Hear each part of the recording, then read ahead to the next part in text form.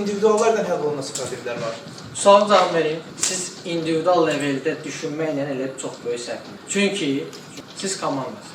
Və komandada əgər varatar deşikdirsə, qol buraxırsa, komanda tutacaq. Əgər varatarınız deşikdirsə, necə həll edirsən o problemi? çox rahat. Zaşitniklər gedir, diğer varatarın qabağında qoymur top girsin. Bu qədər sadə. Varatarı dəyişə bilmirsən oyun ortasında. Bəli, komanda işi elə olur. Komanda işi odur ki, bəli, bir nəfərə görə 10 nəfər əziyyət çəkir, oyunu düzür. Bəli. Və bu komanda işi. İndividual özünüzü fikirləşdiyiniz müddətcə komanda işi olmayacaq.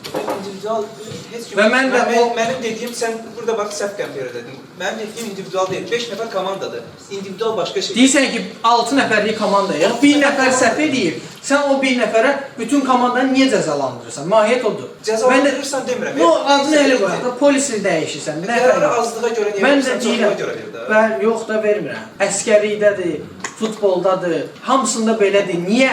Çünki onlar istəyir ki, siz komanda şəklində olasınız. Hamınız bir-birinizin qayğısına qalarsınız.